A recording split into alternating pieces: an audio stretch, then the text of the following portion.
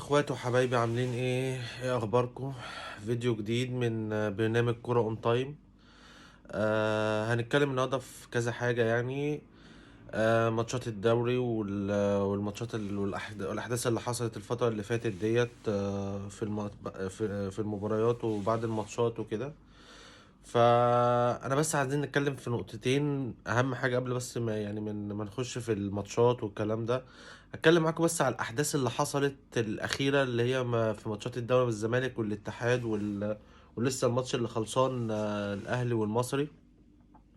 وان دلوقتي بقت حجه الفرق، سواء اهلي زمالك باقي الفرق كلها، التحكيم، والحكم ده مرتشي، والحكم ده ما ينفعش يحكم لنا، والحكم ده والحكم ده والحكم ده. لكن نبص على اللعيبه، او نبص على تطوير المنظومه بتاعت اتحاد الكوره، لا.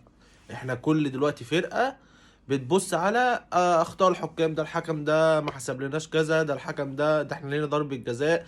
بقينا نشوف اللعيبه في الملعب بتعتمد على قرارات الحكام اكتر ما هي بتعتمد على على الاداء بتاعها في الملعب. فاللعيبه تحس ان لعيبه الدوري المصري كلها، كل الفرق بما فيهم الاهلي والزمالك والاسماعيلي وبقى، ده غير الازمات اللي فيها الانديه، ان اللعيبه بقت دلوقتي بتعتمد على قرارات الحكام، وازاي نطلع الحكم ده غلطان. هو في إيه يا جماعه؟ هو في، انا نفسي اعرف هو في ايه. ماتش امبارح الزمالك والاتحاد، ماتش عقيم جدا، عقيم جدا. ماتش من اسوأ الماتشات اللي الواحد شافها. تمام. فاحمد السيد زيزو يقعد مع المدافع ما لمسوش وعايز ياخد ضربة جزاء. طب ازاي يعني؟ بناء على ايه؟ هو بالعافية؟ مش بالعافية. الزمالك امبارح ما عملش اي حاجة في الماتش، ولعبة الاتحاد كانت بتلعب دفاع وبتلعب هجمة مرتدة وكانوا منظمين، والزمالك عايز يجيب جون بالعافية. جون بالعافية ازاي؟ جون بالعافية ازاي؟ الزمالك امبارح كان بيلعب بطريقة 4-3-3. 4-3-3. المفروض نبيل عماد دونجا في النص، جنبه امام عاشور وعمرو السيسي، كمية ميس باص رهيبة.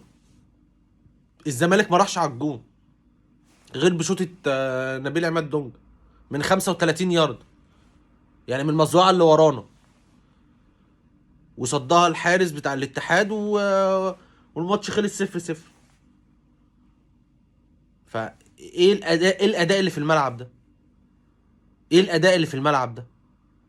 وفي الاخر عايزين ان احنا نقول الزمالك خسر بالتحكيم، الزمالك ما اتحسبلوش ضربة جزاء، الزمالك. فين الكرة اللي انت بتلعبها؟ فين الفرص اللي انت بتجيبها؟ الحكم ما حسبلكش ضربة جزاء.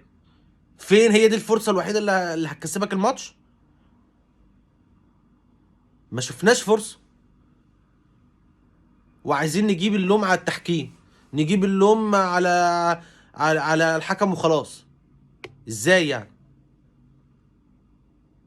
ده مباراة الزمالك والاتحاد، ونطلع بعد الماتش قناة الزمالك اصل التحكيم واصل واصل اصل، وهنفضل في الدايرة دي نفضل نلف، والكرة عمرها ما تتقدم عندنا. نخش النهارده على ماتش الاهلي والمصري. ماتش الشوط الاول المصري ند للاهلي، الاهلي هجمه هنا، المصري هجمه هنا، كرة في العارضة هنا، كرة جنب القايم هنا.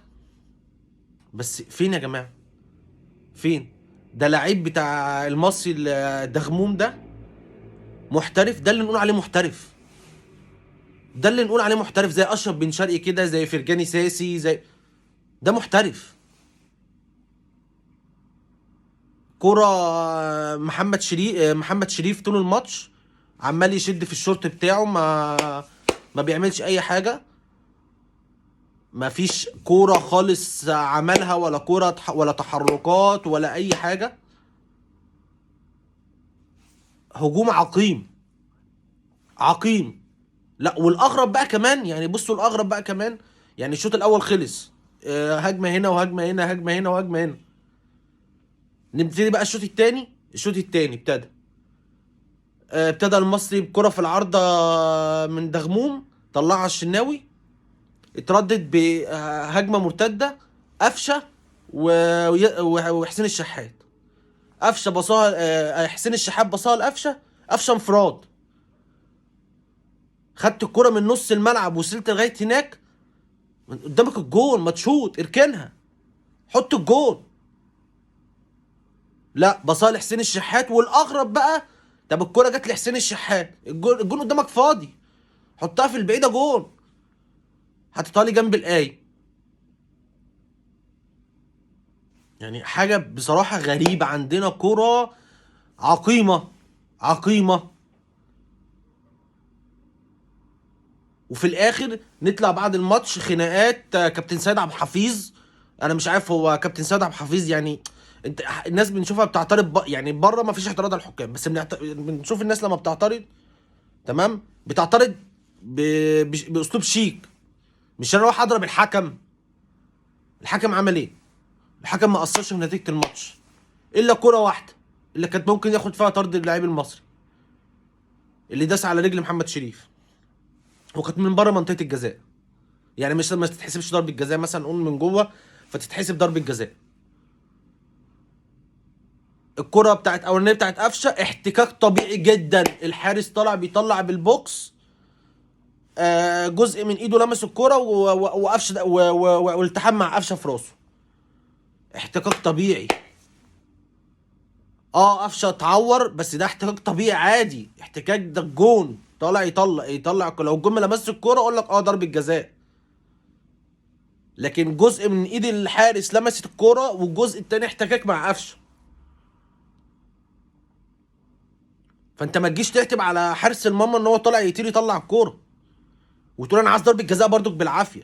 لا، هي مش عافيه يا جدعان، الكوره والله العظيم ما عافيه. الكوره فنيات، ازاي اعرف ادافع، ازاي اعرف اهاجم، ازاي اخلق فرص. لكن احنا دايرين في الدوري المصري، الاهلي يتخانق على لعيب من الزمالك، يقوم داخل في الصفقه جايبها. كل الاجواء بقت خناقات و... وازاي مش فاهم يا جدعان، الكوره مش كده والله، كوره مش كده. دلوقتي طبعا بعد بتعادل الاهلي والمصري، الفرق بقى 5 نقط ما بين الاهلي والزمالك. الاهلي متصدر برصيد 31 نقطه، يليه فيوتشر 27 نقطه، والزمالك 26 نقطه. فيا جماعه الكوره مش الكوره كلها خناقات، والبرامج كلها فضايح، وده يشتم، كل واحد يطلع في برنامج يشتم. الكوره يا جدعان مش كده والله العظيم، احنا ما عندنا كوره، والله الكوره ما كده، وعمر الكوره بتاعتنا ما هتتقدم غير بكده. كل واحد ليه انتماءاته، انا ليا انتماءاتي، بشجع النادي اللي انا بشجعه. ما عنديش مشكله ان انا اقول انا بشجع ايه، انا بشجع الزمالك عادي جدا. بس لما الاهلي يكون ليه حق اديهوله، لما الزمالك يكون ليه حق اديهوله، ما نخافش، ما نخافش. لكن الاعلاميين اللي من دول اللي طالعين سواء على اليوتيوب او على البرامج، كل واحد ليه انتمائه، ويطلع يشكر في المنافس التاني، ويشكر يطلع يقول كلمتين حلوين عشان ما يخسرش جمهور المنافس. لا يا باشا، انا عايز تدعمني دعمني، مش عايز تدعمني انا مش عاجبك خلاص، ما فيهاش اي مشكله خالص خالص. انت حاببني وحابب ان انت تدعمني، خلاص تمام. مش هقول لك لا ادعمني بالعافيه، لا، انا راجل هطلع اقول كلمه الحق. فالماتشات اللي احنا بنشوفها اليومين دول مفيش فنيات، والله والله ما في فنيات، مفيش فنيات خالص. يا جماعه انا عايزكم تشوفوا، مش هقول لكم بقى يعني كاس الرابطه، ساوثهامبتون غلب مانشستر سيتي 2-0 عادي جدا، عادي جدا.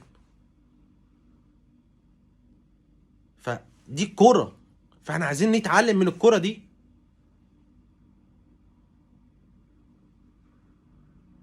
ف والله الواحد بس عايز الدنيا، الخناقات دي تهدى، وكل واحد يفكر في فريقه، وكل واحد يفكر ازاي يحسن من الفرقة بتاعته، بدل من احنا قبل ما ننزل الماتش حاطين املنا على الحكام ان يحسب لي ضربة جزاء او يحسب لي فاول من هنا. لا، انا العب كورة، العب كورة، اشوف فنيات في الملعب. مفيش فنيات في الملعب، مفيش فنيات في الملعب. فرق الدوري المصري دلوقتي بتدافع، اخطف جون اموت عليه، افضل ال11 كلهم ورا، ما بلعبش كوره، انا بلعب صد رد. مفيش، مفيش. وعايزين نقول عايزين يبقى عندنا منتخب قوي. منتخب قوي ايه يا جماعه؟ منتخب قوي ايه؟ لو حد يعني شايف الكلام اللي انا بقوله ده غلط، يكتب لي في التعليقات ان اللي انا بقوله ده غلط. يا جماعه احنا شفنا منتخب المغرب عمل ايه في كاس العالم. سيبكم ان هو طلع مركز رابع، شفتوا الطريقه اللي هم بيلعبوا بيها؟ شفتوا الطريق؟ شفتوا مثلا الاهلي او الزمالك بيلعب، الاهلي الزمالك بيلعب بطريقه 4-3-3 وبتتحول اثناء الماتش؟ دي الطريقه اللي بنشوفها في ماتشات بره بيتلعب بيها، لان التوظيف غلط في الملعب، التوظيف غلط في الملعب. لعيبه يعني المفروض الطريقه دي بيبقى لها مستويات لعيبه معينه بتتحط في اماكنها، اللعيبه ما بتتحطش في اماكنها. زي ماتش الزمالك امبارح ينزل سيد عبد الله نيمار باك شمال. طب ده بناء على ايه؟ طب انا سيد عبد الله عمل 1 2 عدى مثلا من ناحيه الشمال، مش عارف يرفع، يقوم راجع بالكوره مرجعها ورا. لعيبه النص عندنا، خط النص باستثناء اليو ديانج، عشان ده المحترف اللي بصراحه اللي انا شايفه سوبر السوبر، تمام، ياخد الكوره ويلف ويرجع ويرجعها ورا. هو ده لعيب خط النص عندنا في مصر. لكن نبص على منتخب المغرب بيلعبوا ازاي. فان شاء الله القادم يبقى احسن ان شاء الله. يا ريت نشوف كوره بس، يعني نشوف كوره، ما نشوفش خناقات ومنازعات وده قال والحكام فيا رب نشوف حاجه احسن ان شاء الله. دي آه، اول حلقات كوره اون تايم. خالد كمال معاكم. اللي حاببني واللي عايزني ان انا يشجعني يدعمني ويعمل اشتراك في القناه ويدوس لايك للفيديو ويدوس شير للفيديو. فيا ريت تشيروا الفيديو ده لو انت عجبك، ما بجبركش، عجبك الفيديو وعجبك المحتوى، انا هطلع اتكلم على الفرق كلها بالعدل. اللي شايفه غلط هقوله غلط، اللي شايف ان انا الكلام اللي بقوله غلط يكتب لي ان انت الكلام اللي انت بتقوله غلط. فيا رب اكون عجبتكم، ويا رب لو انتوا حابين تدعموني تدوسوا لايك وتشيروا الفيديو وتشتركوا في القناة. ويلا، السلام عليكم.